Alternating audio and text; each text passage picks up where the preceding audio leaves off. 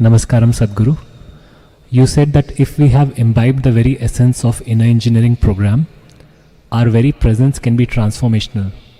Can you please explain further on this? I think a few days ago in this same one of these darshans I spoke about it, maybe didn't dwell on it. I said, Shambhavi Mahamudra is not a practice. It is like, we have a Dhyanalinga temple, somebody goes and sweeps the temple because there's no other ritual to maintain the Dhyanalinga. Somebody sweeps, somebody cleans, somebody maintains the atmosphere. That's all. Are they doing something for the Dhyanalinga? No. They're just doing something for the floor, the atmosphere, stuff like that. So once you have Shambhavi Mahamudra, this is how it is. It is a certain consecration. I've always been saying this, the easiest consecration that you can do is a living human being. It's not for nothing that human being is the peak of evolution on this planet, it's the best material you can find. But the only problem with the human being is, the day when they come for the initiation day, they're blown away and they're, tears of ecstasy flowing. Within a few hours or a few days, depending on who they are, they'll make a U-turn. Not everybody, but a whole lot of them. Usually, the most derogatory term that they use against me is, oh, this was wonderful, but we have to get back to normal life. This is horribly insulting.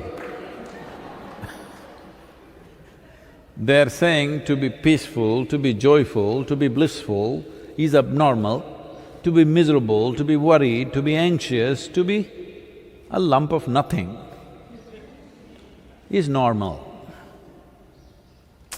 Very derogatory towards me. So because of these silly ideas of their normality, they will make U-turns. They've invested in misery. See, it took me a long time to realize this. When it first happened to me, that I sat like this and I burst into ecstasy, I thought, this is it, I will make the whole world ecstatic. almost 39 years ago now, I made a plan, in 2.5 years' time I will make the whole world ecstatic. Because who will not want it? There is no fool like a young fool. I was 25 and I had hit a gold mine and I knew I can do this because you don't have to do nothing. If you simply sit here without messing with your mind, you will become ecstatic. So I thought, who will not want it? Such a simple thing and so fantastic. Who will not want it? Well, 39 years slowly realizing that people have such investments in their misery. Even if you show them an ecstatic way to live,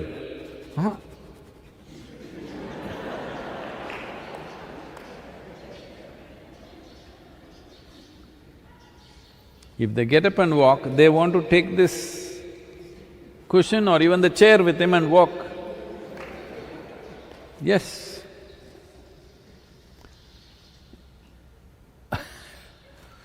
When I initially taught the inner engineering programs, they're just wild. I'm not dressed like this, I'm in a faded denim and a t-shirt, talking wild. My language was not cultured, I could say anything. Walking up and down and, announce a 4-day class and sometimes it goes to 6 days, sometimes it goes into 12 days, any which way. But they didn't understand a word that I was talking about. Even now, they don't. But their lives are transformed.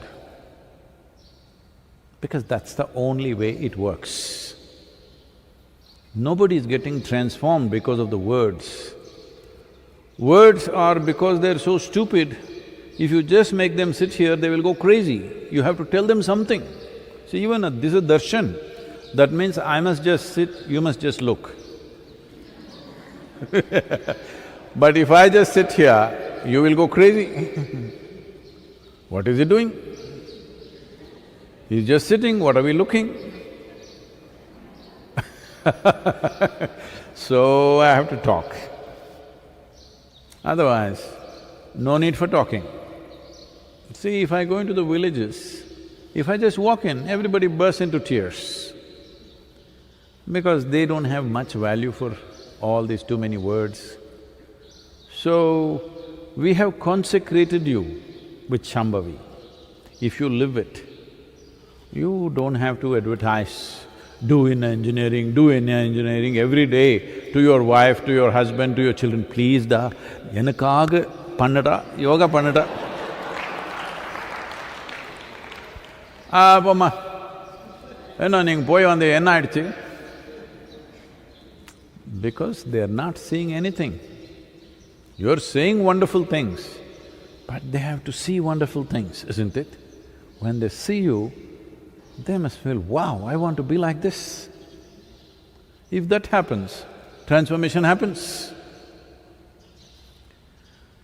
So, because it's a consecration, in a way, what we are trying to do is create walking temples, you know. If you build a stone temple, it's only in one place, you can't take it anywhere. Well, Dhyana Linga, if you're willing, because it's a non-physical form, it's available everywhere, but that needs a certain level of receptivity. So that's why we thought we will create millions of walking temples. So when you walk, those of you who are initiated, when you walk anywhere, when you are in your home right now, you must understand you are a temple in your house, you are a temple on the street. You must walk knowing this. People will come to you in a certain way. You don't have to preach anything, you don't have to advertise, you don't have to have it inner engineering tattooed on your forehead. None of those things are needed. You simply be truly that you are living, constantly responding in a limitless way, without any sense of boundary. In a level of your emotion, you are like a mother to the world. Don't do anything, simply sit there, people will get transformed. Not just people, plants will respond, animals will respond, everything around you, even inanimate things will reverberate differently, 100%, I'm telling you. Well, there are a lot of textbook scientists who will immediately say, oh, he's spreading pseudoscience. Well, their idea of science is rudimentary.